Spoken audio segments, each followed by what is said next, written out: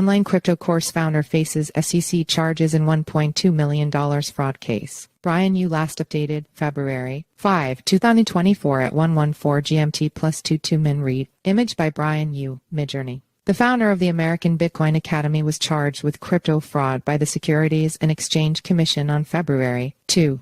In a press release published by the SEC, the agency noted that Brian Sewell, founder of American Bitcoin Academy, convinced his students to invest in a crypto hedge fund he said would use artificial intelligence to generate returns. Sewell's crypto fraud scheme. Sewell urged his students to invest in the Rockwell Fund, a hedge fund he claimed would utilize AI and cryptocurrency-related trading strategies for profit. Despite receiving approximately $1.2 million from 15 students, Sewell did not launch the fund. Instead of starting the fund, Sewell converted the investments into Bitcoin, later suffering the loss of those funds when his digital wallet was compromised. The fraud scheme led the SEC to take decisive action. The regulatory agency accused Sewell and his company, Rockwell Capital Management, of fraud, leading to a settlement in which they neither admitted nor denied the charges. Among other things, he falsely claimed that his investment strategies would be guided by his own artificial intelligence and machine learning technology which, like the fund itself, never existed, said Gerber S. Gruel, director of the SEC's Division of Enforcement. Rockwell Capital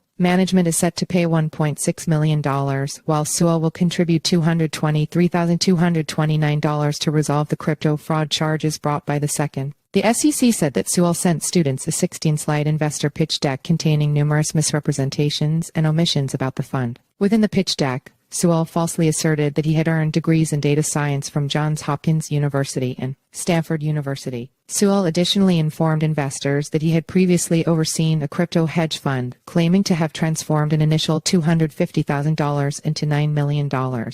Sewell's representations were false, the SEC's complaint read. As Sewell was well aware, he had no prior experience managing a hedge fund. The SEC's ongoing scrutiny of cryptocurrency practices. The enforcement action represents the most recent in a series of cases initiated by the SEC related to digital assets. SEC Chair Gary Gensler has consistently warned investors about the alleged prevalence of fraud in the cryptocurrency industry. Meanwhile, last week, members of Congress sought to eliminate Staff Accounting Bulletin 121 SAB 121 from the second. The bulletin imposes restrictions on banks intending to retain their clients' crypto assets, mandating the inclusion of these assets on the bank's balance sheets. Representatives Mike Flood and Wiley Nickel, along with Senator Cynthia Lummis, introduced a resolution under the Congressional Review Act to revoke the SEC's SAB 121. The resolution seeks to formally disapprove of the accounting rule, asserting that it lacks legal force. Follow us on Google News.